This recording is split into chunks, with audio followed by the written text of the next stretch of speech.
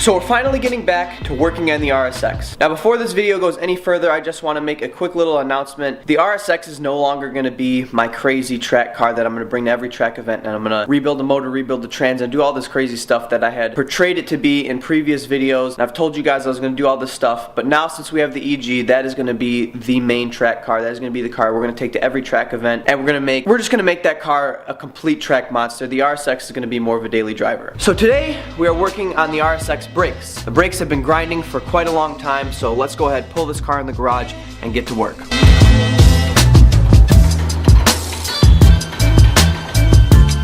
My business. My business.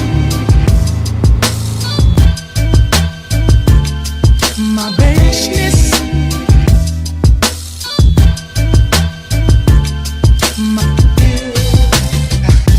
So this is the side that's been giving me the most trouble. You can see right there that it's really giving me a lot of problems and it's grinding really bad. We're gonna go ahead, take these wheels off, get to work on these brakes.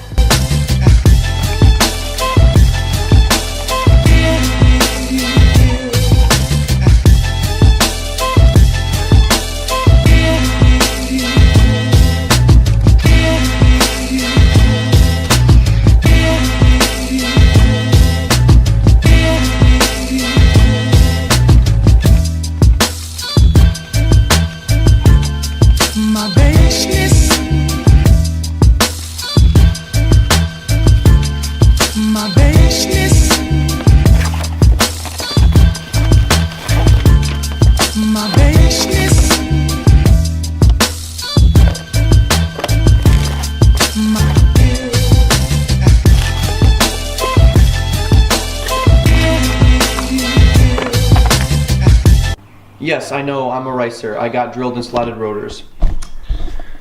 I saw them on the internet, I needed front brakes, so I'm just like, screw it, let's just buy it. We're gonna be a ricer.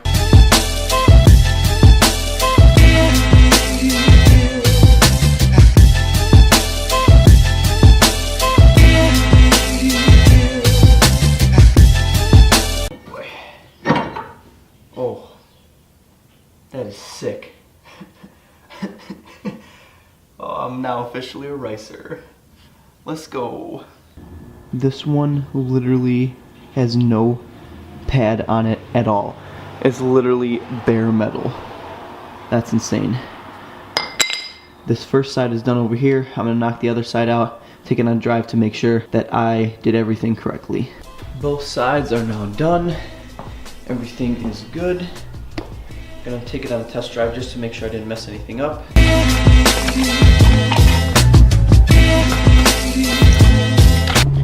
So I do still have like regular rotors and then the race pads in the back, so they're still gonna squeak, but the fronts were the worst. The rears obviously don't get used as much, so they don't gotta be changed as frequently, so I'm just gonna keep that how it is in the rear and then just roll with the fronts. I'm currently kind of just, you know, stopping and going, kind of trying to break them in as best as possible. Obviously they don't stop anywhere near as good as the Hawk HP Plus race pads that I had before. Those stopped on a dime.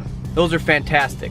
But these brakes, they're better than stock. I'm gonna go take a run around the block, break these in a little bit. So now that the RSX brakes are done, we're gonna go ahead and do a little bit of work to the EG. Today's kind of a day where we're just gonna get a ton of stuff done.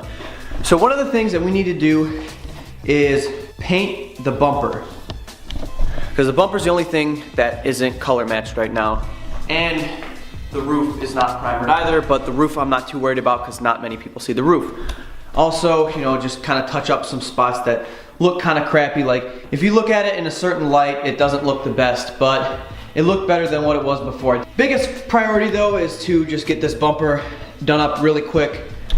Definitely not going for anything super nice looking. While we're on the topic of the EG, I'm just gonna tell you guys what we did. We did a lot of stuff to this thing off camera. Now, we did the exhaust gasket, which I have shown you in previous videos, which is, it's a two-piece header. It goes the block, and then it goes into like a J pipe or a Y pipe or whatever, and then it connects to the rest of the exhaust. So where the header connects to the J pipe or the Y pipe, there's a gasket in there and it had a nasty exhaust leak, so we fixed that up. And then Rod, huge shout out to Rod, go follow him in the description below, all his social media is there, helped us huge. When we first got this car, underneath the driver footwell was just covered with speaker wires and unnecessary wires, so Rod came over and helped us huge and just cleaned that out. He also got us a wiring harness. He was at the junkyard and he spent an hour and a half pulling an Integra LS B18 B1 wiring harness so that we could take whatever sensors off we need and put them onto this car to make it run better. So when Rod did that, he grabbed the O2 sensor, which we needed, which didn't really help the car. There's really no way to tell if it's working unless we plug an OBD1 into it, but it doesn't even have an OBD1 plug-in. One of the things that made this car run a lot better was the idle air control sensor. I was looking on some forums on why the car would run as shitty as it did, and it said the idle air control. So Rod noticed that that wasn't plugged in. He took the old sensor off the wiring harness that he pulled, cut the sensor off from this car, and then just basically rewired the new sensor on, and we started it up, and unbelievable how much better of a difference it makes. So it is a new day. I was supposed to do a lot of stuff yesterday, but I got caught up in like working on another video that's gonna be a surprise. It's gonna be a secret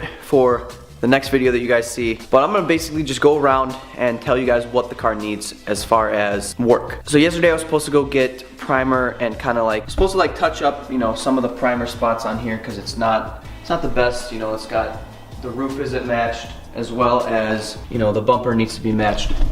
That's one of the things that I said I was gonna do yesterday, was go and get primer and kind of just redo this, but I lost track of time and other stuff needed to be done. So eventually I'll just do the little stuff off camera. But as far as other work like that, I'm currently working on removing the window tint in the back because it's kind of just terrible. I'm going around and removing some of the unnecessary stickers that I don't need. We need to get the driver's side headlight working, as well as the brake lights and the running lights need to work. Our brake light situation was the brake lights didn't work unless you like wedge something in between the brake pedal and like this little pin that kind of is the sensor that once that pin gets pushed back, the brake lights turn on. So I just glued in a quarter and it seems to be working fine. Other than that, it needs a battery tie down, some running lights, maybe a brake light, fix the front headlight, an alignment. That's basically about it. And then we need to mount the ECU and like, you know, make sure that the cover is on properly tight. We have hit 400 subscribers, so thanks to all of you who have subscribed and been watching the videos lately. It means a lot. Like 400 subscribers is a pretty big number for me. Like, it's kind of crazy. Like, it felt like last winter we were at like 100, growing very slowly, and now we've been growing at a very like awesome pace, and it's cool to see like a few new subscribers every day. If you guys are new to this channel and you're not subscribed, please go hit that subscribe button. I'm always trying to grow. The goal is 1,000 subscribers by Grid Life Midwest, which is June 9th. So by like June 9th or 10th, I want to hit 1,000 subscribers. That is like the big goal for me. I'm gonna work my hardest to, you know, put out some good content for you guys and do my best to do cool things, go to car meets and do all this extra stuff so that you guys can enjoy these videos. Thank you guys for watching this video today, guys. I will see you in the next one. See you later. So when we first motherfucker.